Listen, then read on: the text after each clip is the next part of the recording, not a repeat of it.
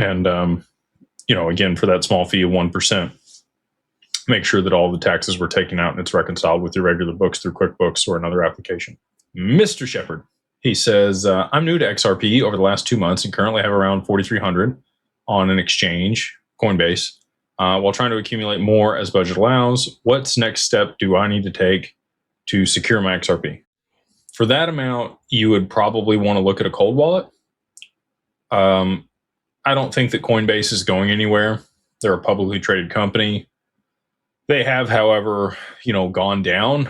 When there's market volatility, you can't access it a lot of the time. They just get overwhelmed with the amount of people on their website, or at least that's what they say. And, they don't allow trading when that happens. So if you do anticipate selling some as the market's running higher, you probably, there's a good chance you won't be able to access it on that platform. But same thing with a cold wallet. Like if you're holding on a cold wallet and you want to send it back to an exchange to be able to sell some, you're not going to be able to do that. But you do have optionality. If it's on a cold wallet, you can figure out which exchanges haven't gone down or aren't having issues. And as long as you have accounts already set up at those, then you could move it back there or to one of those to be able to execute that trade. It depends on how much responsibility you want, is really what it comes down to. So if you are going to hold it on a cold wallet, that comes with some additional liability. Not that you have insurance and not that your assets are segregated there on Coinbase. They are owned by Coinbase. You are a creditor of Coinbase if you are holding your assets with them. On the institutional side, I think they're trying to figure something out over there where it's a little bit different. For us, we set up, for the benefit of, or FBO accounts at Anchorage. The minimum for us, though, is 50,000 XRP. So, not saying you have a little bag or it's not enough for us to deal with or any of those things. Just at this time, we don't accept clients that have less than that amount. So, your choices are kind of limited. It's either Fireblocks instance, if you wanted to go figure that out with somebody else, or use, leave it there on Coinbase. If you're okay with that, if you don't think they're going anywhere, and you're not needing to access it if there's market volatility.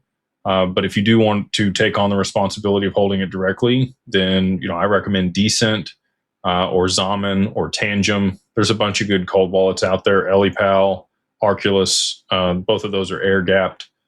Do some research. Make sure that you're buying that cold wallet directly from the site and not off Amazon or eBay or any other things. Like skirting a little bit to save a little bit of money is not worth it on this. You should always buy direct from the manufacturer because you don't know who's tampered with that wallet. If they have access to your keys, if they're trying to sell it to you so you can put your crypto on there and they steal it from you.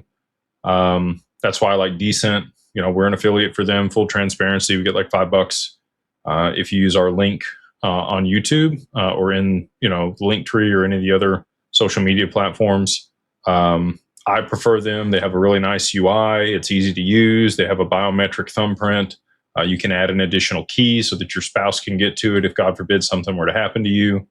I have a large breadth of assets to be able to hold on that device. So, that's kind of my go-to for a cold wallet. Aside from Zaman, Zaman specific for XRP.